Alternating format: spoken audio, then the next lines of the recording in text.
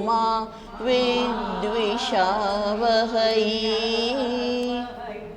ओम शांति शांति शांति। एक तो आवा सब्जेक्ट माटे तमे मने पसंद करी।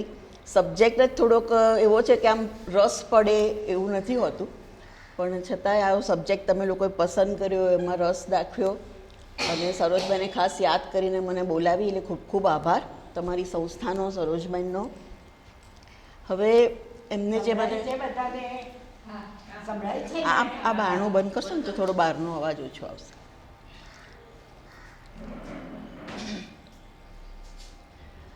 આ બધા ટોપિક એવા છે જે આજે મને ખાસ જે અમે નક્કી કર્યું કે આપણે ધર્મ, અર્થ, કામ અને મોક્ષ એ ટોપિક ઉપર આપણે બોલીશું. આ બધી વસ્તુમાં આપણી પોતાનો ઇન્ટરેસ્ટ, આપણી સજાગતા બહુ જરૂરી છે. અમુક પ્રકારનું સબ્જેક્ટ હોય તો આપણને એમ ઊંઘતા હોઈએ તો એ ઉઠીને જોઈન થઈ જાય એવી મજા આવે. આમાં થોડુંક શીખવાની વાત છે એટલે આપણું પોતાનું એટેન્શન, રસ એ બધી વસ્તુઓ બહુ અગત્યની બની જાય છે. એટલે હવે આપણે જે આજે વાત કરીશું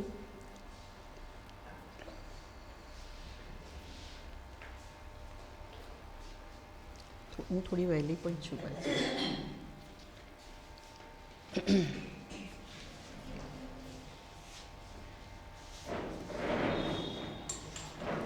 એટલે આજે જે આપણે સબ્જેક્ટ પસંદ કર્યો છે એ ધર્મ, અર્થ, કામ અને મોક્ષ. આ શબ્દો તો આપણે ખરેખર સાંભળેલા જ છે, આ શબ્દો આપણે સમજીએ પણ છે, પણ ખરેખર એનો મિનિંગ શું થાય અને આપણી જિંદગીમાં એનો આપણે કેવી રીતે એનું જિંદગીમાં આપણે પરિવર્તન કેવી રીતે કરીએ, કેવી રીતે સમજીએ. તો એમ કહેવાય છે કે આપણે જ્યારે જન્મીએ છીએ ત્યારથી કંઈ ને કંઈ પુરુષાર્થ આપણે કરતા હોઈએ છીએ, બરાબર? કંઈ ને કંઈ કામ આપણે કરતા હોઈએ છીએ, કંઈ ને કંઈ પુરુષાર્થ આપણે કરતા હોઈએ છીએ. એટલે મનુષ્ય માત્ર જે પુરુષાર્થ કરે છે એ પુરુષાર્થને આપણે 4 ભાગમાં વહેંચી શકીએ. આપણે જન્મ્યા ત્યારથી કંઈ ને કંઈ કરતા રહ્યા છે, બરાબર?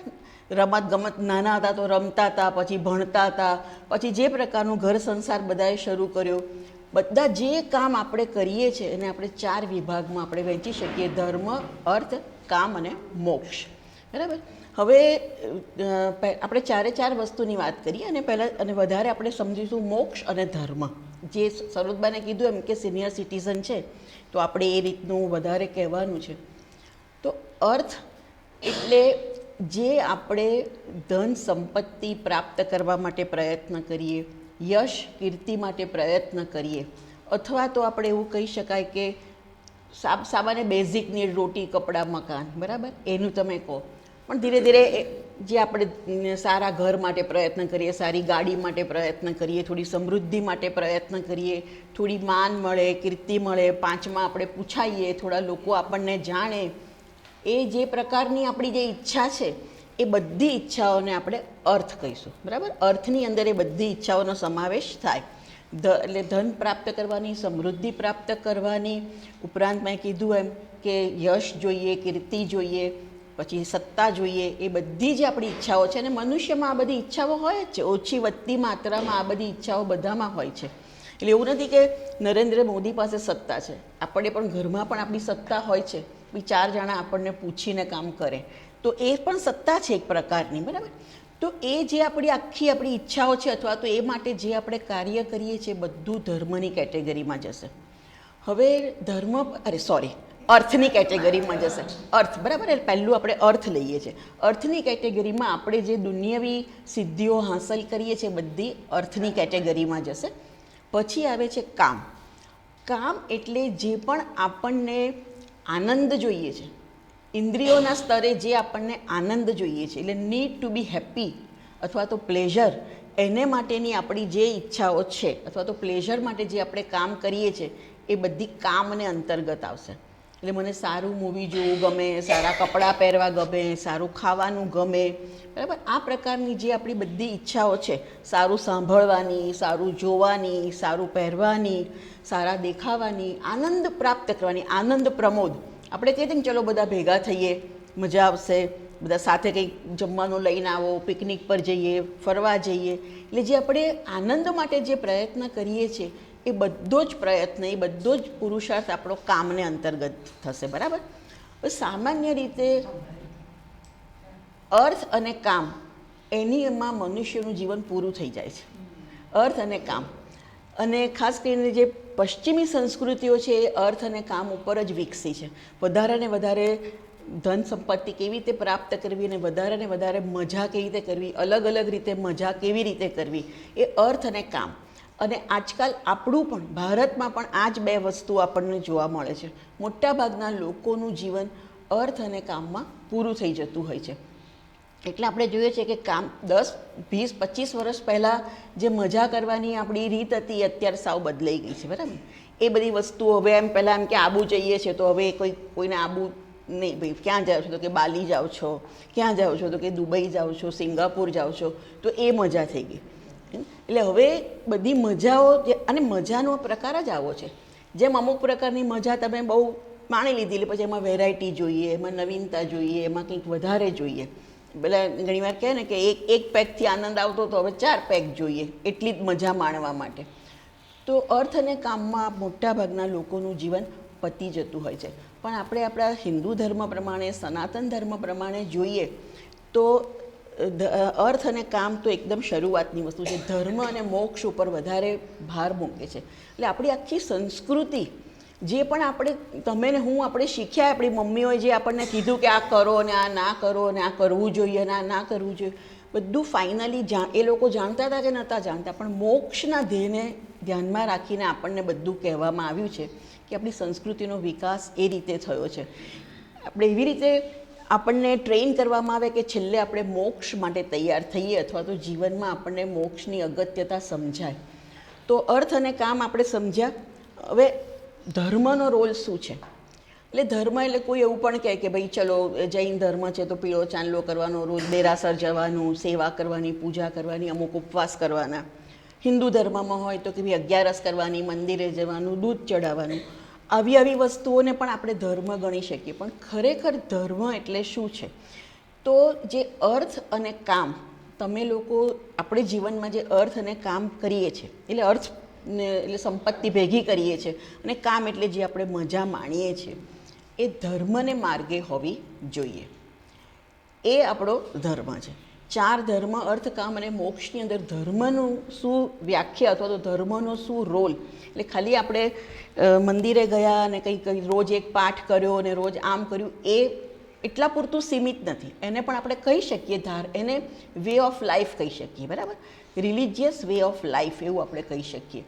પણ ખરેખર ધર્મ એટલે જે હું મારા જીવનમાં અર્થ અને કામ જે હું ભોગવું છું, એ ધર્મને માર્ગે હોવું જોઈએ. હવે અહીંયા ધર્મની વાત કરે છે એટલે જૈન ધર્મ અને હિન્દુ ધર્મ અને વૈષ્ણવ ધર્મ અને પટેલ અને સ્વામિનારાયણ ધર્મ એવી વાત નથી કરતા. પણ ધર્મ એટલે એક યુનિવર્સલ ધર્મ છે. એ કયો ધર્મ છે? કે બધાને જ સુખી થવું છે અને મારા રસ્તામાં કોઈ આડું ના આવે. બધાને જીવનમાં સુખેથી જીવવું છે અને કોઈ મારી આડું ના આવે એવું બધા ઈચ્છે છે. બરાબર. તો હું જ્યારે સુખેથી જીવું અને મારી આડે કોઈ ના આવે તો એવું બધા જ ઈચ્છે છે. તો આપણો મૂળભૂત ધર્મ શું થયો? કે હું બીજાને પણ સુખેથી જીવવા દઉં અને બીજાની આડે પણ હું ના આવું. બરાબર. તો આ આપણો મૂળભૂત ધર્મ થયો, જેને યુનિવર્સલ લો. જે મને નથી ગમતું એ બીજાને પણ નથી ગમતું. કોઈ મને અપમાન કરી નાખે તો મને નથી ગમતું, તો બીજાને પણ એ ગમતું નથી. એવી રીતે કોઈ મને એક થપ્પડ મારી દે તો મને ના ગમે, એવું બીજાને પણ એ પ્રકારનું ના ગમે. એટલે જે મને નથી ગમતું એ બીજાને પણ નથી ગમતું. એટલે જ્યારે જીવન તમે જીવો તો તમારું જીવન મૂલ્યોને આધારિત હોવું જોઈએ. મૂલ્યો એટલે જે આપણે નાના હતા અને ગાતા હતા, સત્ય, અહિંસા, ચોરી ન કરવી, એ જ મૂલ્યોની વાત છે. કે સત્યનું પાલન કરવું, અહિંસાનું પાલન કરવું, કરુણા, દયા, ક્ષમા, એ જ મૂલ્યની વાત છે. તો એ રીતે આપણે મૂલ્યોનું પાલન દ્વારા કરીશું તો હું કોઈને વચ્ચે નહીં આવું. કોઈને કંઈ જોઈએ છે એમાં હું વચ્ચે આડખીલી રૂપ નહીં બનું. બરાબર. તો એ જે મૂલ્યોનું પાલન દ્વારા આપણે જે જીવન જીવીએ છીએ એ ધર્મમય જીવન છે. એ આપણો ધર્મનો જીવનમાં રોલ છે. એટલે ભલે મારે સંપત્તિ મેળવવી છે, મને ધન મેળવવું છે, પણ કોઈના ભોગે નહીં, કોઈનું હું છીનવી નહીં લઉં.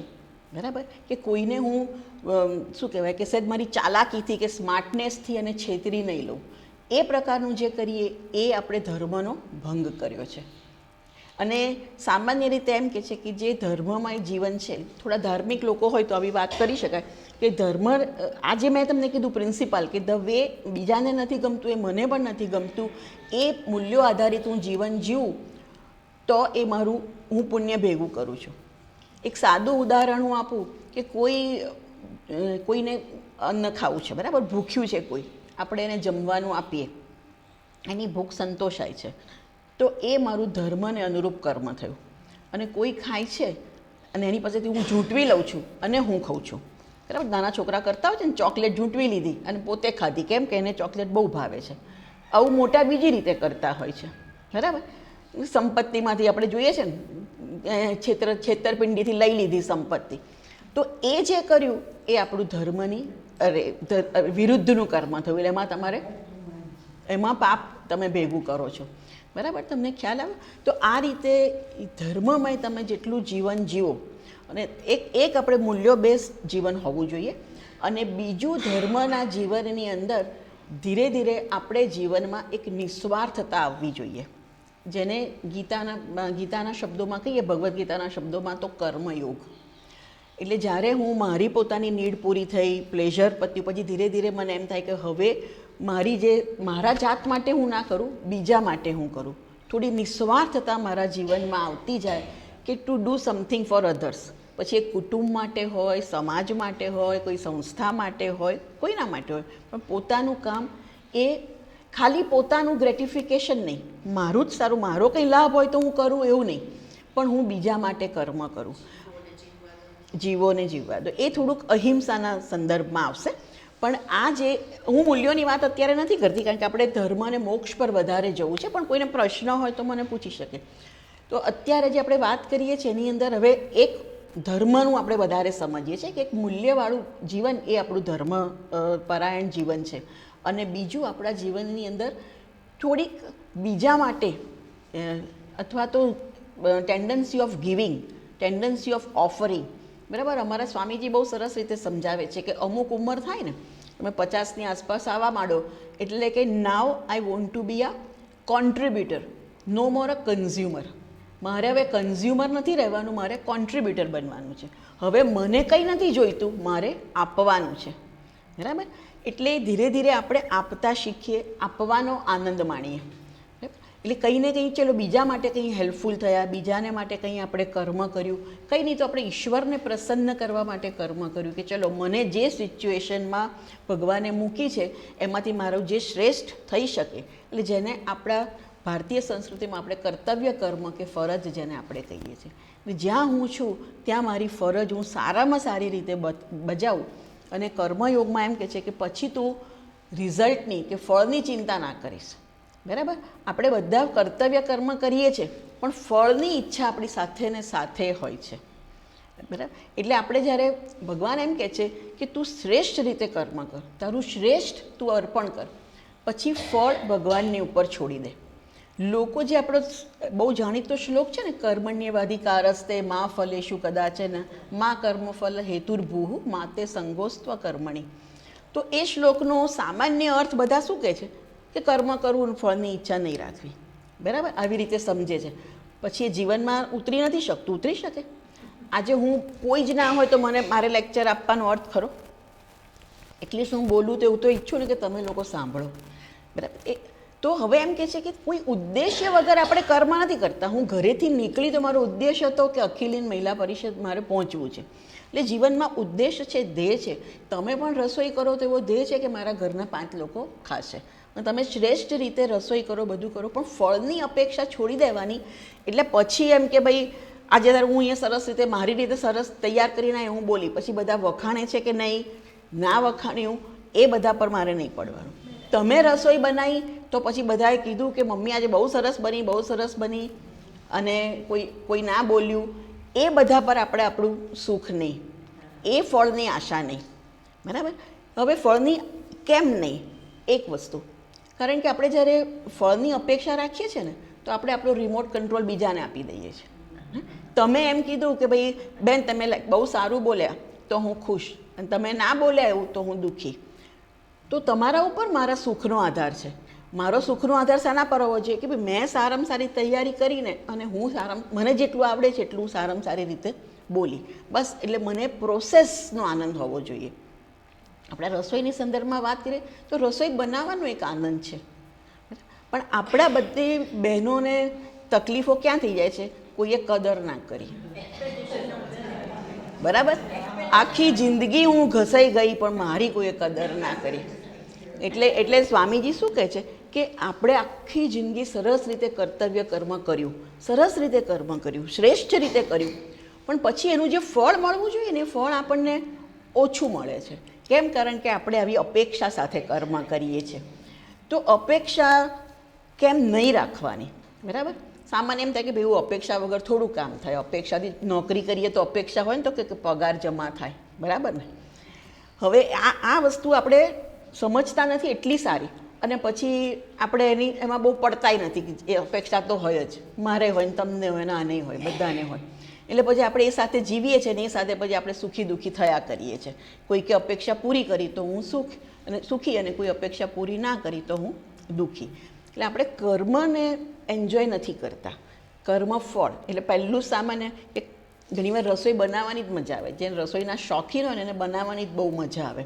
આમ એક મેડિટેશન જેવું થઈ જાય. ત્યાં એકદમ કોઈ મને ડિસ્ટર્બ ના કરે, ધ્યાન રાખીને બધા માપસર બધા ઇન્ગ્રેડિયન્ટ્સ બધા ભેગા કરવાના, સરસ રીતે બનાવવાનું. જેમ દરેક વ્યક્તિ કંઈક ને કંઈક કામ એન્જોય કરતી હોય છે. કોઈ રસોઈ બનાવવાનું એન્જોય કરે, ને કોઈને કબાટ ગોઠવવાનું બહુ ગમતું હોય છે. હે ને, કંઈક તકલીફ થાય ને તો બધા કપડાં કાઢીને બેસી જાય, ચલો કબાટ ગોઠવી દો. ઘણાને ઇસ્ત્રી કરવાનું બહુ ગમતું હોય છે. એટલે સહેજ અપસેટ થાય તો અમુક કામ એવું ગમે કે દે રિયલી એન્જોય ધેટ વર્ક. એટલે એ કામ લઈને બેસી જાય, એ સારું લાગે એવું છે. એવી રીતના એટલે આપણે ધીરે ધીરે આપણા બધા કામને એન્જોય કરતાં શીખવું જોઈએ. હવે કર્મફળની અપેક્ષા કેમ નહીં રાખવાની આપણે વાત કરીએ.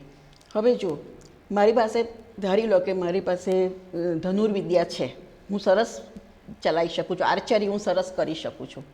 સામે ટાર્ગેટ છે, મેં ખૂબ પ્રેક્ટિસ કરી છે ને પેલું વિંધાય એવું પૂરેપૂરી 100% શક્ય થાય છે, કારણ કે હું એટલી બધી સ્કિલફુલ છું, મેં એ શીખી છું. હવે હું એક ટાર્ગેટ કરવા જાઉં ને જોશથી પવનનું ઝોકું આવે તો શું થયું? ગયું. એમાં મારો કોઈ ફોલ્ટ નથી, મારી બધી સ્કિલ છે તો પણ આ ગયું. સાચી વાત. બીજું ઉદાહરણ, જે અંગ્રેજીની બહુ ફેમસ કહેવત છે કે there are so many slips between cup and lip. એટલે એમ કે આ કપ છે અને આ મારા હોઠ છે, તો હું પીવા જાઉં ચા, એની વચ્ચે ઘણી બધી સ્લીપ છે, એટલે ઘણા બધા દોષો રહેલા છે. શું? હું પીવા જાઉં ને સરોજબેન એકદમ ઉઠે તો છાલક વાગી, મારો કપ ગયો. બરાબર. મારે જ ઘણીવાર થયું છે. સવારે એમ થાય કે ચલો સરસ મોટો પહેલો ચાનો મગ લઈને બેસીએ, અને કોઈક વાર આમ આપણો જ હાથ વાગી જાય. પેલો મગ હોય ને તો આપણે હેન્ડલમાં કંઈક ભરાઈ જાય, પડે એની અંદર. તો આવું બનેલું છે આપણે. પછી બીજું ઉદાહરણ એમ કે છે કે ઘણીવાર તમારા કપમાં માખી પડી તો ગયું. શું કરો? ગમે તેનો દોષ કાઢો, પણ આમ મૂકવા ગયા ને ધ્યાન ના રહ્યું, છાપું વાંચતા વાંચતા મૂકવા ગયા તો અહીંના બદલે અહીંયા ગયો તો ગયો. એટલે ખાલી સાદું એક ચા પીવાનું કામ છે, એમાં પણ કહે છે કે there are so many slips between cup and lips. એવી રીતે એટલે જીવનમાં પણ આપણે કેટલા બધા કર્મ કરીએ છીએ ને, તો એમાં ઘણા બધા ફેક્ટર કામ કરતા હોય છે. ઘણા બધા ફેક્ટર આપણને ખબર નથી હોતી. જેમ આપણે રસ્તો ક્રોસ કરવા જઈએ અને મને એમ થાય હું રસ્તો ક્રોસ કરીને હોલમાં પહોંચીશ, કોઈ મને અડફેટે લઈ ગયો તો હું હોસ્પિટલમાં પહોંચ્યું. સાચી વાત. આવું બધું થાય છે ને. આપણે જોયું છે ને કે સાજા સમા હતા, એકદમ બધું સવારે તો ચા પીધી, બેઠા ને એક્સપાયર થઈ ગયા. આવું પણ આપણે સાંભળેલું છે. બરાબર. તો એટલે એવી રીતે એમ કે છે કે કર્મફળમાં ઘણી બધી અનસર્ટેનિટી છે. બધી વખતે નહીં, પણ ઘણી બધી વાર આપણું ધાર્યું નથી થતું હતું. અને આ એજનું જે ગ્રુપ છે બધાને અનુભવ છે કે આપણે ઈચ્છીએ એવું કર્મફળ આવતું નથી. ખૂબ બધું મહેનત કરીને કોઈને ખુશ કરવા માટે પ્રયત્ન કર્યો હોય કે ચલો સરસ જમાડીએ, સરસ કરીશું, પણ સમાવ બધું સક્સેસફુલ નથી જતું, તો આપણને એમ લાગે કે ખાલી આપણી બધી મહેનત ગઈ. બરાબર. એટલે કર્મફળમાં કંઈ પણ થઈ શકે. એટલે ભગવાન એમ કહે છે કે તું કર્મફળની અપેક્ષા ના રાખીશ. ઉદ્દેશ્ય હોય 2 જણને જમાડવાનો ઉદ્દેશ છે, કોઈને મદદ કરવાનો ઉદ્દેશ છે, આપણો ધ્યેય છે, હેતુ છે એને મદદ કરવાનો. જેમ હું અહીંયા આવું તો મારો હેતુ છે કે હું તમને કંઈક કહીશ, એવો મારો હેતુ છે. પણ એ એપ્રિશિએટ ના થયું તો હું દુઃખી નહીં થઉં. એવી રીતે તમે કશું કરો ને કોઈ એપ્રિશિએટ ના કર્યું, કદર ના થઈ તો દુઃખી નહીં થવાનું.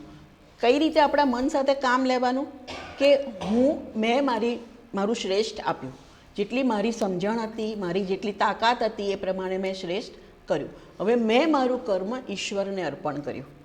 મેં ઈશ્વરને અર્પણ કર્યું એટલે હવે હું નથી માનતી કે આ ગ્રુપમાં કોઈ એવું હશે કે જે ઈશ્વરનો સ્વીકાર નહીં કરતું હોય, કે હું ઈશ્વરમાં માનતી નથી, એવું કદાચ કોઈ નહીં હોય. છે એવું કોઈ નહીં, બધાને ઈશ્વરનો તો સ્વીકાર છે, બરાબર ને. આપણે એમ પણ કે છે કે ખબર નહીં કેટલા વર્ષો હવે ભગવાને આપણા માટે રાખ્યા છે, એટલે ભગવાનનું તો આપણા મનમાં અસ્તિત્વ છે. અને બીજી રીતે પણ 1000 રીત છે સમજવાની ને સમજાવવાની કે ભગવાનનું અસ્તિત્વ છે, બરાબર. એટલે આજે આપણે એમાં એ ટૉપિક આપણો આજે નથી. તો હવે આપણને ભગવાને જે સિચ્યુએશનમાં મૂક્યા, દરેકને જુદી જુદી જગ્યાએ મૂક્યા છે. દરેકને મા બાપ જુદા, દરેકના ભાઈ બહેનો જુદા, દરેકને ડિફરન્ટ સેટ ઓફ પેરેન્ટ્સ ને ડિફરન્ટ સેટ ઓફ સિબ્લિંગ્સ બધાને આપેલા છે, અલગ અલગ ઘરમાં બધા. હવે ભગવાને મને જે પરિસ્થિતિમાં મૂકી એ પરિસ્થિતિ પ્રમાણે હું શ્રેષ્ઠ મારું ઓફર કરું. અને હવે જે કર્મફળ આવ્યું એ ભગવાને નક્કી કર્યું હશે. ભગવાન સર્વજ્ઞ છે, સર્વશક્તિમાન છે, એટલે જે ફળ એને નક્કી કર્યું એ હું સ્વીકારી લઈશ. પણ ગીતાથી બધા પરિચિત છો? ભગવદ્ ગીતાથી ભગવદ્ ગીતાનો શ્લોક છે ને, સ્વકર્મણા તમભ્યર્ચ્ય સિદ્ધિમ વિંદતિ માનવ. આપણા સંદેશમાં આ શ્લોક લખાય છે, સંદેશ ન્યૂઝપેપરમાં. એટલે એ શ્લોક દ્વારા એમ કહે છે કે હું મારું કર્મ ભગવાનને અર્પણ કરું છું અને એ દ્વારા હું જિંદગીમાં સિદ્ધિ પ્રાપ્ત કરું છું. એટલે આપણે જે કર્મ કરીએ, જે પણ તમે લોકો સવારે ઉઠીને આપણે ચા બનાવવાથી શરૂ કરીએ અને રાતના ઊંઘી જઈએ ત્યાં સુધી જે કર્મ આપણે કરીએ તો કર્મની પાછળ એક ભાવના હોય કે મેં શ્રેષ્ઠ રીતે કર્યું અને ભગવાનને ઓફર કરવાનું છે, એટલે આપણે શ્રેષ્ઠ રીતે કરીએ, બરાબર. ભગવાનના થાળમાં આપણે ગમે તેમ ના કરી નાખીએ કે સરસ જ કરીએ, કશું ના હોય તો શીરો પણ બનાવીએ, બરાબર. પણ આપણે એમ કે એમાં બહારનું ખાવાનું લાવીને એવું બધું આપણે ઓફર નથી કરતા હોતા. એટલે આપણે શ્રેષ્ઠ કર્મ કરીએ અને ભગવાનને કર્મ ઓફર કરીએ. એટલે મારા સુખ દુઃખનો આધાર હું કર્મફળ પર નહીં રાખું. કોઈએ મને સારું કીધું તો હું ખુશ અને કોઈએ મારા વખાણ ના કર્યા તો હું નાખુશ. તો એમાં તમારું મન હંમેશા અપસેટ જ રહેશે, વારે વારે, અથવા તો અપસેટ થવાના ચાન્સીસ ઘણા બધા વધારે હશે. એટલે આ રીતનું આપણે એક જીવનમાં રાખીએ કે જે એજ રેન્જમાં આપણે છીએ એજ રેન્જની અંદર કે આપણે એક તો ધર્મમય જીવન જીવીએ અને જેટલું બને એટલું નિસ્વાર્થતા આપણા જીવનમાં લાવીએ. કોન્ટ્રીબ્યુટર બનીએ. એટલે જ્યાં જે જગ્યાએ હું છું એમાં હું વધારે ને વધારે યુઝફુલ બનવા પ્રયત્ન કરું. એ એક મારું જીવનનું ધ્યેય હોય. તો એક માજીની વાત કરતા હતા, 90 વર્ષના હતા, 90 વર્ષના, બીજું કશું ના કરી શકે પણ એ બેઠા બેઠા શું કરે, બધા માટે સરસ પેલી ફૂલવાટ બનાવે, ઘીમાં ડબોળીને તૈયાર કરીને રાખે અને કોઈ આવે ને એટલે બધી એમની દીકરીઓ આવે કે જે પણ એમના બધાને એક ડબ્બો આપે કે લે. એટલે આ તો જુઓ કેવું, કશી જ તાકાત નથી રહી હરવા ફરવાની, ત્યારે ઓછું દેખાય છે, ઓછું સંભળાય છે, તો પણ પોતાની જાતને યુઝફુલ હું કેવી રીતે બનું, કોઈ પણ સિચ્યુએશનમાં હું યુઝફુલ કેવી રીતે બનું. એટલે આ એક આપણી, અને આ બધી ભાવના જે છે ને, આપણે મૂલ્યવાળું જીવન જીવીએ, જેટલું બને એટલું સત્ય, અહિંસા, પછી દયા, કરુણા, ક્ષમા આપણા જીવનમાં લાવીએ. એવું નથી કે 100% આપણાથી થઈ જવાનું છે, પણ આપણે જેટલો બને એટલો પ્રયત્ન કરીએ મૂલ્યવાળું જીવન જીવવા માટે. એ પણ એક આખું સમજવાની જરૂર છે કે આ મૂલ્યવાળું જીવન જીવીએ છીએ એ આપણા લાભ માટે છે. હું તમને ક્ષમા આપું તો તમારા પર ઉપકાર નથી કરતી, મારા લાભ માટે છે. એટલે કામ, ક્રોધ, બધી જે નેગેટિવ ટેન્ડન્સીથી આપણે ઉપર ઉઠીએ છીએ આપણા પોતાના લાભ માટે છે. અને જે નિસ્વાર્થતા આપણે જીવનમાં લાવીએ તો આપણે દરેક કર્મનો આપણે આનંદ માણવાના છે. આપણે બીજા ઉપર આપણી ખુશી આધારિત નથી, બરાબર. તો એ રીતે જ્યારે આપણે જીવન જીવીશું ને, જેટલું બને એટલું આપણે કોન્ટ્રીબ્યુટર બનતા જઈએ, નિસ્વાર્થતા આપણા જીવનમાં આવતી જાય, તો ઓટોમેટિક આપણને પછી ધીરે ધીરે એ પ્રકારની લાઈફસ્ટાઈલ જીવીશું તો આપણને મોક્ષ માટેની ઈચ્છા થવાની છે. તો એમ થશે કે હાયર રિયાલિટી શું છે, મારે એના વિશે જાણવું છે કે હાયર રિયાલિટી કઈ. આ ભગવાન બધા ભગવાન ભગવાન કહે છે, તો ભગવાન શું છે, ક્યાં છે, ભગવાનનું જ્ઞાન મને કેવી રીતે મળે, ઓટોમેટિક તમને એવી ઈચ્છા થશે, એવું જાણવાની, સમજવાની એ બધી ઈચ્છા થશે. જો આપણે ખાલી અર્થ અને કામવાળું જીવન જીવીએ, પછી કર્મયોગની ભાવના આપણામાં નથી, તો મેં કંઈક કર્યું, એનું મને ફળ આવ્યું તો હું ખુશ, ગમતું ફળ આવ્યું તો ખુશ, ગમતું ના આવ્યું તો ના ખુશ. તો શું થાય છે કે ભાઈ મને મારા રાગ અને દ્વેષ વધતા જાય છે. બરાબર, મારે કંઈ કરવું છે, એમાં આ બેન મને મદદરૂપ થયા તો એ બેન મને ગમ્યા, ને આ બેન મને મદદરૂપ ના થયા તો મને એમના પર દ્વેષ આવ્યો. બરાબર, એટલે પછી એક રાગ અને દ્વેષના ચક્કર વધતા જ જાય, વધતા જ જાય, વધતા જાય. અને રાગ અને દ્વેષ કેમ છે? મને બહારની વસ્તુમાંથી સુખ મેળવવું છે, મને બહારની વસ્તુમાંથી સુખ મેળવવું છે. હવે મને આઈસ્ક્રીમ ખાવાની ઈચ્છા હોય ને કોઈ મને આઈસ્ક્રીમ લાવીને આપે તો હું ખુશ, અને એ બેન પર પણ હું ખુશ. કોઈ કહે કે ભાઈ ના ના રવા દેજો, આ તો મારા દીકરા માટે રાખવાનો છે, છેલ્લો જ કપ છે, તો મને એના પર દ્વેષ. એટલે મારી સુખની આશા બીજા ઉપર છે, વસ્તુઓ ઉપર છે. એટલે વસ્તુ મળે, વસ્તુ કે વ્યક્તિ પર મારા સુખની આશા છે, એટલે એ વસ્તુ કે વ્યક્તિ મળે તો સુખ, અને વસ્તુ ને વ્યક્તિ ના મળે તો દુઃખ. અને એટલે જે મને દુઃખ આપે એના પર દ્વેષ, જે મને સુખ આપે એના પર રાગ. તો જ્યારે આપણે ધર્મની એલિમેન્ટ વચ્ચે નથી લાવતા, એટલે મૂલ્યોનો એલિમેન્ટ ખાસ નથી લાવતા, અથવા તો નિસ્વાર્થતા વચ્ચે નથી લાવતા, તો આપણે રાગદ્વેષ વધતા જાય છે, વધતા જ જાય છે. પ્રકાર બદલાય. નાના હતા તો લખોટી માટે ઝઘડતા હતા, અને પછી મોટા થાવ તો સાડીઓ માટે ઝઘડા થાય કે દાગીના માટે ઝઘડા થાય, પણ મેન્ટલ સ્ટેટસ તો એનું એ જ રહે છે, વસ્તુઓ બદલાતી જાય છે એની અંદર. બરાબર, તો એ રીતે એટલે આપણે જેમ જેમ આપણે નિસ્વાર્થતા જીવનમાં આવે, જેટલા અંશે આપણે મૂલ્યવાળું જીવન જીવ્યા હોઈએ, મૂલ્યવાળા જીવનમાં આપણે ઘણો બધો ભોગ આપવો પડે છે. મારે સત્ય બોલવાનું એકવાર હું નક્કી કરું તો ભોગ આપવો પડે. આટલા નાના છોકરા, હું શારદા મંદિરમાં જતી હતી ને, તો છોકરાઓને આપણે ખાલી પૂછીએ કે તમારામાંથી બધા કોણ જુઠ્ઠું બોલે છે, તો લગભગ પોણા ક્લાસના હાથ ઊંચા. પોણા 8મા ધોરણની વાત કરું છું. પછી હું પૂછું કે કેમ જુઠ્ઠું બોલવું પડે, તો એટલે કઈ વસ્તુમાં જુઠ્ઠું બોલો, તો એ લોકો કહે કે ધારો કે ગ્લાસ તૂટી ગયો છે, હું ના મમ્મીના એબ્સન્સમાં તૂટી ગયો, તો પછી મમ્મી આવે તો હું કહું નહીં કે મેં ગ્લાસ તોડ્યો છે. કોણે તોડ્યો મને ખબર નથી. આવી રીતે લેસન માટે જુઠ્ઠું બોલે, કંઈક પોતાની ભૂલ થઈ હોય તો જુઠ્ઠું બોલે. હવે એ છોકરાને ખબર નથી કે જુઠ્ઠું બોલવાથી ગેરફાયદો શું છે અને ફાયદો શું છે. પછી એ લોકોને જ્યારે આપણે સમજાવીએ કે જુઠ્ઠું બોલવાના આટલા આટલા ગેરફાયદા છે. જુઠ્ઠું બોલવાનો એક ગેરફાયદો સૌથી પહેલો એવી રીતનો છે કે તમને જુઠ્ઠું બોલીને છટકી જવાની એક ટેવ છે. બરાબર, હકીકતનો સામનો તમે કરતા નથી, છટકી જાઓ છો.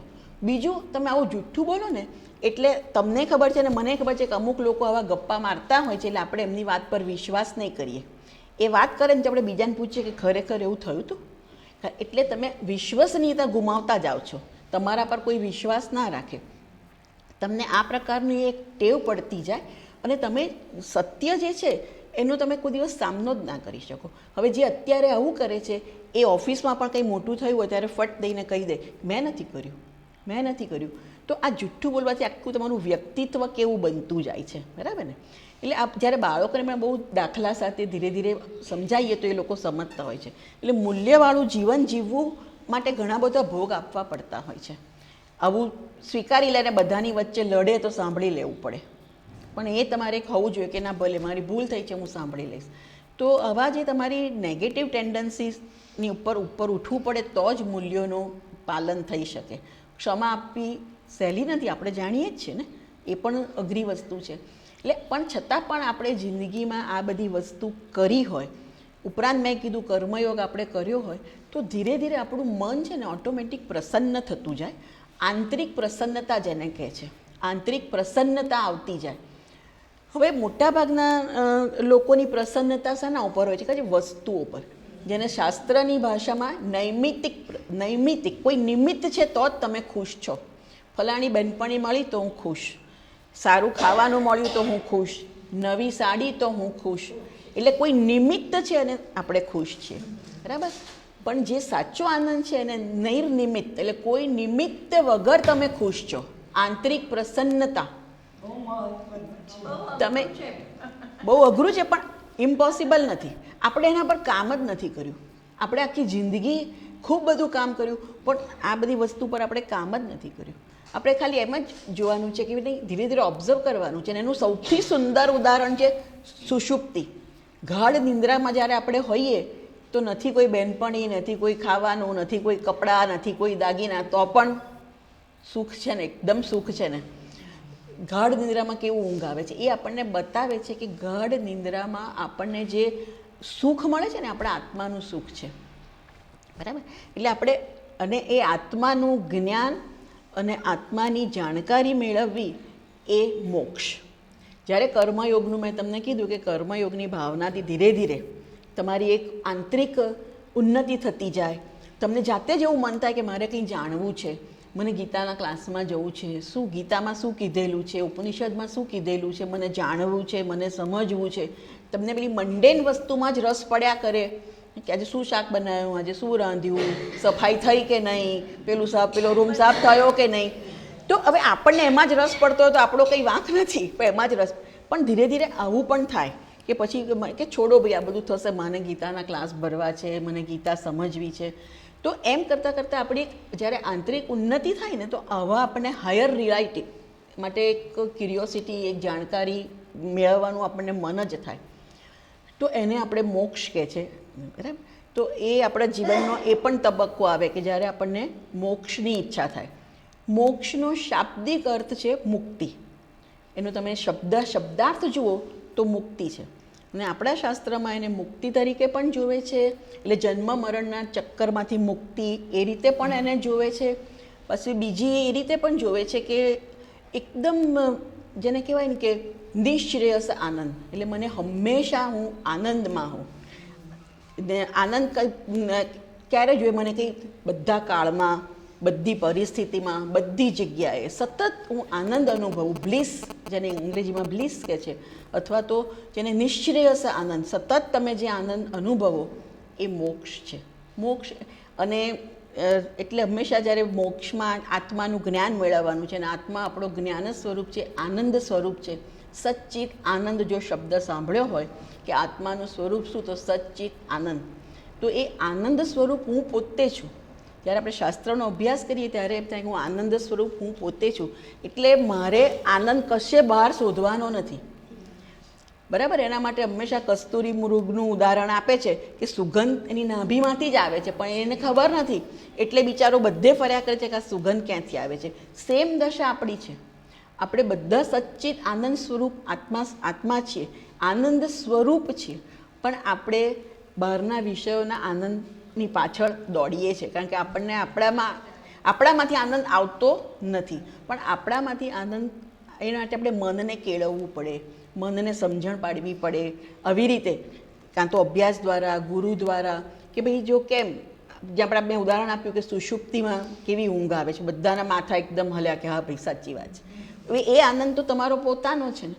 તો એવી રીતે હું મારા પોતાના આનંદ સાથે કેવી રીતે પરિચિત થવું, કેવી રીતે મારી જાતને જાણું, તો એ છે મોક્ષ, કે જ્યાં આપણને મુક્તિ અનુભવાય છે, કોઈ બંધન નથી. એટલે આપણને બંધન અત્યારે આપણને મનથી બંધન અનુભવાય છે, શરીરથી બંધન અનુભવાય છે, અને બુદ્ધિથી બંધન અનુભવાય છે, બરાબર. મનમાં અમુક પ્રકારના સુખ દુઃખ તો આપણને નથી, પણ આપણે એ દુઃખમાંથી ઘણીવાર બહાર નથી આવી શકતા. બુદ્ધિની આપણને મર્યાદા લાગે છે કે ભાઈ પહેલાં તો કેટલું કડકડાટ યાદ રહી જાય છે, સર્વ અહીંયા તો એક લીટી યાદ નથી રહેતી. તો એવી રીતે બુદ્ધિની મર્યાદા આપણને નડતી હોય છે, શરીરની મર્યાદા તો નડે જ છે, ઉંમર સાથે વધારે નડે છે. પણ આપણે શું કરીએ કે શરીર, મન અને બુદ્ધિને હું માની લઈએ છીએ, એટલે બુદ્ધિ, મન અને શરીરની મર્યાદાથી આપણે પીડાઈએ છીએ. પણ ખરેખર બુદ્ધિ, મન અને જે આપણી ઉપાધિ છે, દેહ, મન અને બુદ્ધિ, એ આપણને આપવામાં આવેલું એક સાધન છે, ખાલી સાધન છે. આપણે આપણું મૂળભૂત સ્વરૂપ, જેને હું અથવા તો આઈ કહીએ, એ આત્મા છે. જેમાં આપણને મને નોટ આપવામાં આવી છે, હવે આ નોટને કશું થાય તો કંઈ મને કશું નથી થઈ જવાનું, બરાબર ને. ગાડી એક સાધન છે જે એક જગ્યાએથી બીજી જગ્યાએ આવવાનું. હવે ગાડી સાથે આઈડેન્ટિફિકેશન હોય તો ગાડીમાં ઘસરકો પડે તો મને ઘસરકો પડી જાય, પણ એક સાધન છે, બરાબર છે ને. એટલે ગાડી ખરાબ થઈ તો નવી લાયા. એવી રીતે આપણે દેહ પણ આપણું એક સાધન જ છે, પણ સતત આપણી સાથે છે જન્મથી, એ રીતનું છે. પણ મૂળભૂત આપણું શરીર જે સ્વરૂપ છે, આત્મા છે, અને એ આનંદ સ્વરૂપ છે. એટલે એ આત્માનું જ્ઞાન મેળવવું એ આપણું ધ્યેય છે અને એને મોક્ષ કહેવામાં આવે છે. પણ આ ધ્યેય માટેનો આપણો જે રસ્તો છે એ કર્મયોગ છે, મૂલ્યોનું પાલન છે, એ ધર્મનો માર્ગ તમે લો તો તમને મોક્ષની પ્રાપ્તિ થાય. આ રીતે આપણે ધર્મ, અર્થ, કામ અને મોક્ષને સમજીએ. અર્થ અને કામ એ આપણે જે દુનિયાવી વસ્તુઓની જે પ્રાપ્તિમાં આપણે જે સમય અને આનંદ મેળવવામાં જે સમય આપણે આપીએ છીએ એ આપણો અર્થ અને કામ. એટલે આપણે જોઈએ કે ધીરે ધીરે આપણું અર્થ અને કામમાં જ બધો સમય આપણો ના જતો રહે. ધર્મમય જીવન આપણે જીવીએ અને ધર્મમય જીવન જીવતા જીવતા સારી રીતે તમે કર્યું હશે ને, જીવન સારી રીતે જીવ્યા હોય તો એક પ્રકારની આવી ઈચ્છા આપણને જન્મતી હોય. ધીરે ધીરે વૈરાગ્ય પણ થતો હોય છે. વૈરાગ્ય એટલે કેવી રીતે કે ભાઈ વિષયોમાંથી જ આનંદ આવે છે એવું નથી, મને મારી જાતમાંથી પણ આનંદ આવે છે. હું બહારની વસ્તુઓ વગર પણ ખુશ રહી શકું છું. I am happy with myself. બરાબર? એટલે એ રીતનું આપણે સમજાતું જાય જીવનમાં ધીરે ધીરે ધીરે તો આપણે અર્થ અને કામની એટલી બધી જરૂર ના રહે અને ધીરે ધીરે આપણે મોક્ષ તરફ ગતિ કરી શકીએ. બરાબર? આ સામાન્ય બેઝિક સમજ છે ધર્મ, અર્થ, કામ અને મોક્ષ. હવે આમાં તમને કંઈ વધારે પૂછવું હોય બરાબર છે ને, કોઈને કંઈ વધારે પ્રશ્ન હોય, વધારે કોઈ વસ્તુની સમજ જોઈતી હોય તો મને પૂછી શકે. આપણે સ્ટ્રેચમાં બધા જીવે છે અત્યારે બધા, તમે જુઓ એમાંથી એ લોકોનો આનંદ કે તમે કહો છો ને જે પ્રમાણે એ લોકો લઈ શકતા જ નથી. ટેન્શન બહુ થઈ જાય. નવી પેઢીની વાત કરો છો? હા, નવી પેઢીની વાત કરો. કારણ કે છે ને જુઓ, એક તો હું બહુ એક થોડોક તમને ટુ ધ પોઈન્ટ પણ જવાબ આપીશ, પણ આપણે લાંબુ આમ વિશાળ દ્રષ્ટિએ વિચારીએ ને તો આપણે એવું થયું છે ને કે સેક્યુલર કન્ટ્રીના નામે આપણા બાળકોને કોઈ ધર્મનું એજ્યુકેશન મળ્યું જ નથી. મને નથી મળ્યું, તમને નથી મળ્યું. બરાબર? પેઢીઓથી આપણને મળ્યું નથી કોઈ ધર્મનું. આપણે જે થોડો ઘણો ધર્મ ફોલો કર્યો એ કયો ફોલો કર્યો કે આપણી મમ્મીએ કીધું ભાઈ દીવો તો કરવાનો જ છે, ભગવાનને અહીંયા પગે લાગ્યા વગર બહાર નહીં જવાનું, દિવાળીના દિવસે આ કરવાનું, બેસતા વર્ષે આ કરવાનું, એવો ધર્મ આપણે ફોલો કર્યો. થોડો મૂલ્યોવાળો ધર્મ ફોલો કર્યો કે આવું ના કરાય, આવું ના કરાય, એવી રીતના ડૂઝ એન્ડ ડોન્ટ્સવાળું ફોલો કર્યો. પણ સમજણવાળો આપણે કશો ધર્મ ફોલો કર્યો નહીં. ધર્મની ટ્રેડિશન આખી જતી રહી. પણ અત્યારની પેઢી વધારે ને વધારે અર્થ અને કામ, આપણી પેઢીએ અર્થ અને કામની જ કર્યું, પણ અત્યારે વધારે ને વધારે જેમ પૂછ્યું ને કે અર્થ અને કામ કેવું છે, પહેલાં આપણે કીધું ને કે ભાઈ એક ખાલી હાંડવો બનાવે તો ખુશ થઈ જતા હતા, તો હવે હાંડવાથી કંઈ ખુશ નથી થતા. હવે ચાઇનીઝ જોઈએ ને હવે કંઈક કેટલું બધું જોઈએ. લગ્નમાં આપણે એક મિષ્ટાન હોય ને એક ફરસાણ હોય, બહુ બધું 2 મિષ્ટાન 2 ફરસાણ. હવે તમે જુઓ, બરાબર? તો એટલે આ અર્થ અને કામ એવા છે કે એની માત્રા વધતી જ જાય. હવે 50,000 પગાર આપે છે તોય છોકરાઓને સંતોષ નથી.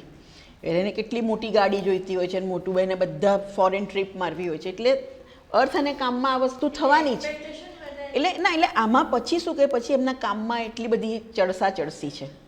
જ્યારે પ્રાઇવેટમાં એમને પગાર આપે છે, પણ પ્રાઇવેટની અંદર પગારની અંદર એમને ખૂબ જ એમની પાસેથી કામ લેવામાં આવે છે અને ખૂબ ચડસી હોય છે.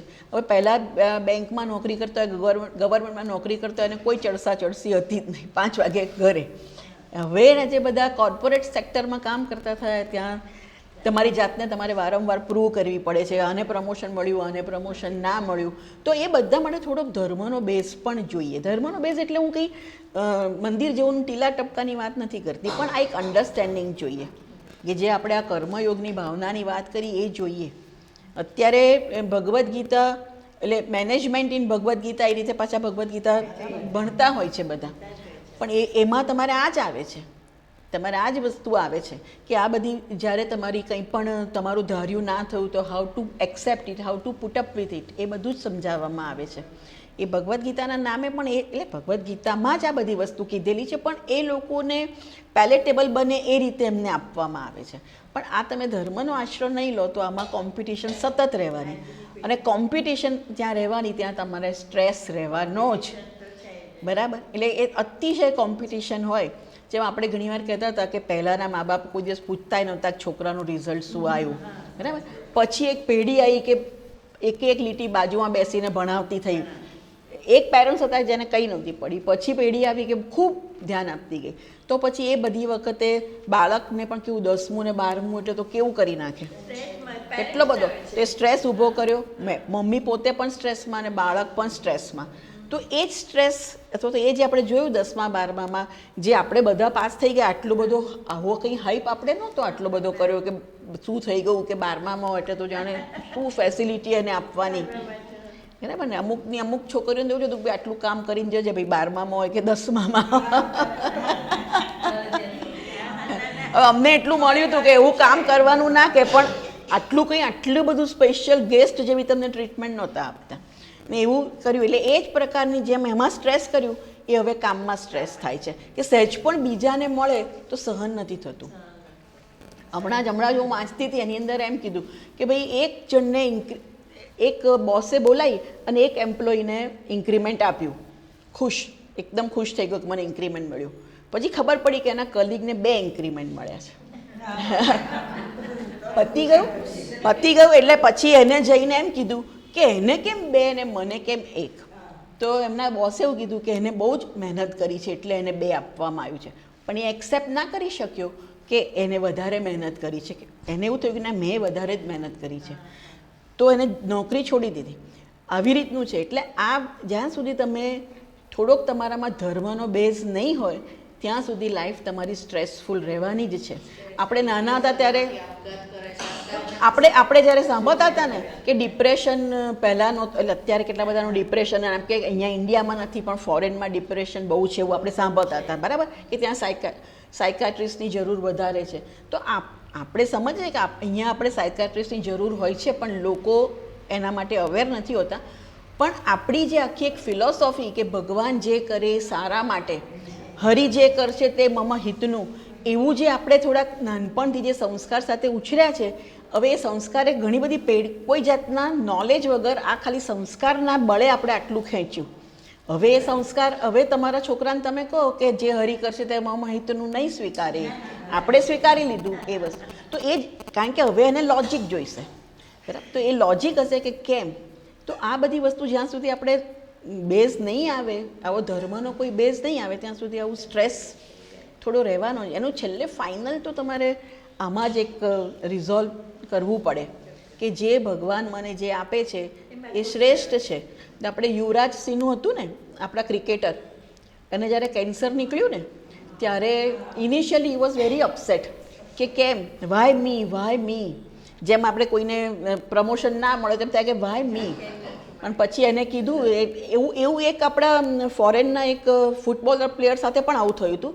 તો પછી યુવરાજસિંહે પોતે એમ કીધું કે જ્યારે મેં 6 બોલમાં 6 છગ્ગા માર્યા હતા ત્યારે મેં કોઈ દિવસ એવું નથી કીધું કે વાય મી, કેમ મને જ આટલી મોટી ક્રેડિટ મળી. તો એવી રીતે ભગવાને જે આપ્યું છે એ મેં સ્વીકારી લીધું પ્રસાદ તરીકે. કંઈ ને કોઈ મારા પૂર્વકર્મનું ફળ હશે. આપણે તો એક પૂર્વકર્મનું ફળ તો ખરું, આપણે બીજી એક સારી રીત છે જોવાની કે જીવનમાં જ્યારે કંઈ નેગેટિવ વસ્તુ થાય ને તો ભગવાન મને કંઈ ઘડવા માટે આપે છે. ખરેખર એવી રીતે તમે એકવાર એંગલથી વિચારજો કે મારું ધાર્યું ના થયું તો મને ઈશ્વર આ પરિસ્થિતિ દ્વારા શું શીખવવા માંગે છે. અમારા સ્વામીજી એવું કહે કે આપણે બધા એક પથ્થર જેવા છે, ભગવાન હથોડા મારીને આપણામાંથી એક સરસ મૂર્તિ કંડારવા માંગે છે, એટલે આપણા વ્યક્તિત્વને નિખારવા માંગે છે. તો ઘણીવાર આપણી સાથે કંઈક ખરાબ થાય તો એમ પણ વિચારો કે મારા વ્યક્તિત્વનું કયું પાસું એવું છે કે જે મારે દૂર કરવાની જરૂર છે. મારામાં સહેજ અભિમાન વધારે છે, મારામાં કંઈક બીજું વધારે છે, મારામાં ઈર્ષ્યા વધારે છે. અને ખરેખર આ બધી વસ્તુ આપણે જાતે we have to initiate our progress. આપણે આપણા મન સાથે કામ કરવું પડે, નેગેટિવ વસ્તુ દૂર કરવી પડે અને સારી વસ્તુ જાણવાનો પ્રયત્ન કરવો પડે. કશું નહીં કરીએ તો જેવા આવ્યા એવા જ જઈશું ભગવાનના ઘેર.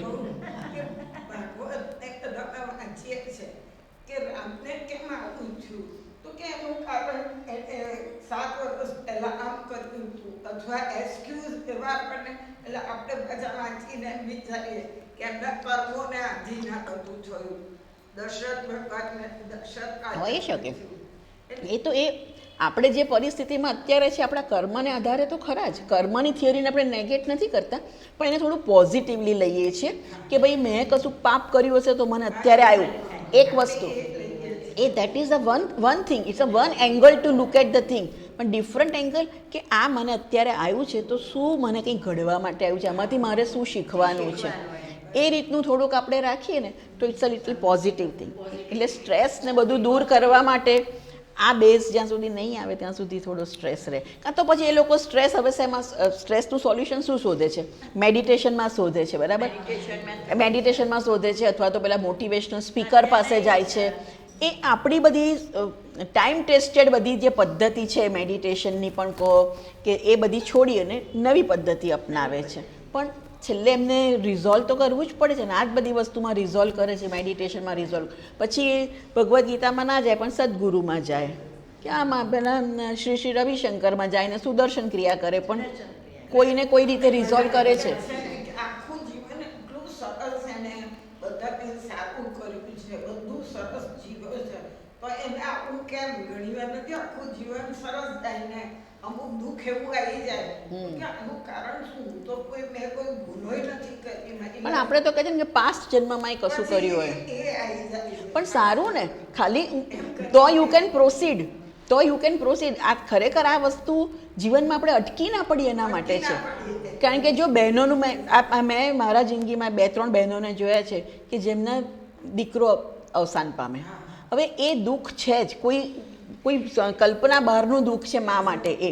પણ હવે એ દુઃખ આવ્યા પછી જિંદગી ઠપ કરી દેવી કે સ્વીકારીને આગળ વધવું, તો એ ચલો થોડો સમય લાગે મને, પણ ઘણા આખી જિંદગી નથી સ્વીકારી શકતા. આખી જિંદગી એમના મોં પરથી ઉદાસી નથી જતી.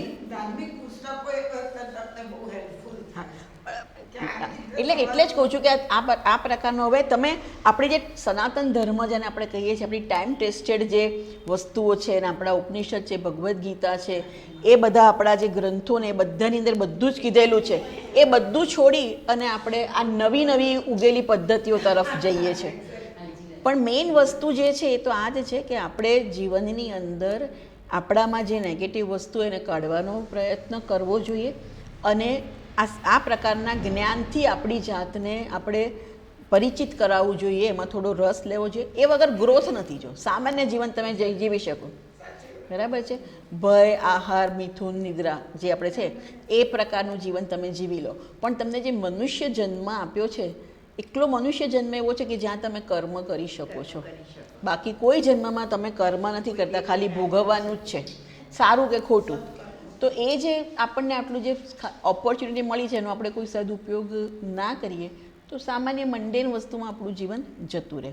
એટલે આ વસ્તુ, અને કે છે કે growth has to be initiated. જાતે કશું નથી થવાનું. ફિઝિકલ ગ્રોથ માટે મહેનત કરવી પડે છે, બરાબર ને? ફિઝિકલ ગ્રોથ માટે પણ કે પ્રોટીન લો, ચાલો, એક્સરસાઇઝ કરો, ત્યારે તમારું શરીર. કોઈ પણ ગ્રોથ તમારે ઇનિશિએટ તો કરવો જ પડે. આધ્યાત્મિક પ્રોગ્રેસ પણ જીવનમાં જોઈતો હોય, આધ્યાત્મિક સુખ, તો પણ તમારે આ બધી વસ્તુઓનું જીવનમાં અમલ તો કરવો જ પડે. અને આ આપણો હા અર્થ અને કામ આપણે પૂરું કર્યું. હવે ધર્મ અને મોક્ષ એ આપણા જીવનનો ધ્યેય રહે, બરાબર?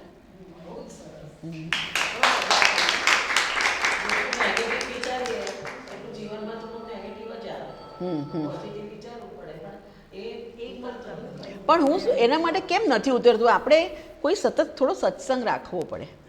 જો આજે તમને આમાંથી કદાચ આખું ના હોય, પણ 2-4 પોઈન્ટ તમને અપીલિંગ લાગ્યા હોય, પણ પછી આવું સત્સંગ દ્વારા આપણે આપણી જાતને વધારે ને વધારે અપડેટ કરતા રહેવું પડે, બરાબર ને? હવે આપણે ખાલી શરીરને સારું રાખવા માટે ભાઈ આંબળા 2 ખાજો, પેલી દવા લેજો, આ કરજો, કેટલું કરી. અને એવું છે એકવાર આંબળું ખાધું એટલે પતી ગયું? ના, આખી સિઝન તમે ખાશો, શેલકાલ આખી જિંદગી તમે લેશો. તો આ તમારે મનની અને તમારા સ્પિરિચ્યુઅલ ગ્રોથનો પણ તમારે વ્યવસ્થિત પ્રયત્ન કરવો જ પડે. ભગવાન કહે છે કશું મફતમાં નથી મળતું, કંઈ જ મફતમાં નથી મળતું. તમે મજા પણ કરો છો એ મફતમાં નથી મળતી, તમારું પુણ્ય વપરાય જ છે બધાનું. આપણે જે વાનપ્રસ્થ અને બધી સંન્યાસ છે, અમે બધા 60 ઉપરના છીએ, એટલે અમે ધર્મને જ મહત્વ બધું આપીએ. હા, પણ ધર્મ પણ સમજીને કરવાની ના નથી. થોડું સમજીને એની પાછળનો આશય, જે પણ ધર્મ તમે પાળતા હોય એના બધા પુસ્તકો હોય જ છે જે તમને સમજણ આપે. એટલે ખાલી આચાર વિચારમાં જ આપણું આખું, એટલે હું એટલા માટે નથી કશું બોલતી કે મને ખબર નથી કે કેવા પ્રકારનું તમારી છે. ઘણા સરસ વિચારતા પણ હોય, કરતા પણ હોય, અને ઘણા લોકો ખાલી ડૂઝ એન્ડ ડોન્ટ્સ એમાં જ બધો સમય. પણ એ શેના માટે છે જે ધર્મ પાળતા હોય એમાં એનું ફાઇનલ ગોલ શું છે મોટાભાગના લોકોને ખબર જ નથી હોતી. એ આત્માની સમજ સનાતન ધર્મની કે હિન્દુ ધર્મની જુદી છે અને વૈષ્ણવ ધર્મની જુદી છે, સ્વામિનારાયણની જુદી છે, જૈનોની જુદી છે. અને એ જ જુદી છે એટલે તો ધર્મ જુદા છે, તો બધું સરખું જ હોત ને. તો આપણે પછી એક સમજ કોઈ પણ કાં તો આપણી બુદ્ધિથી વિચારીને કાં તો કોઈને સમર્પિત થઈને આપણે એક સમજ પર આપણા જીવનને કોન્સન્ટ્રેટ કરવું જોઈએ અને એમાં આગળ વધવું જોઈએ. બરાબર. ટૂંકમાં એને ગીતાનો સાર કહી દીધો છે. એક ચાર વાક્યમાં પણ બહુ અભદ્રમાનું હોય. અને પણ કર્મ કરો પણ ફળ નિસ્વાર્થ ભાવે. બહુ સરસ મને તો આંતરિક પ્રસન્નતા તમે કહી ને બસ very good. એ બહુ જ જરૂરી છે. એ જ આપણે આંતરિક પ્રસન્નતા હશે ને તો આપણે બહારની કોઈ વસ્તુની જરૂર જ નથી. કોઈ વસ્તુની જરૂર નથી. પણ તમે ખુશ જ હોવ, ધારો કે તમે એકદમ ખુશ છો તો તમને એ વખતે ફરક પડતો જ નથી. તમે જો જ્યારે તમે ખરેખર દિલથી બહુ ખુશ છો ને, કોઈ પણ ઇવન બહારના નિમિત્તથી કે તમારો દીકરો અમેરિકાથી આવ્યો છે ને તમે ખુશ છો, એ વખતે તમે જોજો તમે થોડા દિલદાર બની જશો. મૂકને હવે લપ મૂકને છોડ, આપણે મજા કરીએ. એટલે એવી રીતે જ્યારે પણ એટલે જ આ કહે છે કે જેટલું તમે આંતરિક રીતે પ્રસન્ન હશો ને એમ તમને વસ્તુઓ છોડવાની સરળ બનશે. જો પ્રસન્ન નહીં હો તમે વસ્તુઓને પકડી રાખશો, કારણ કે તમને એમ લાગે છે કે એમાંથી જ સુખ મને મળશે.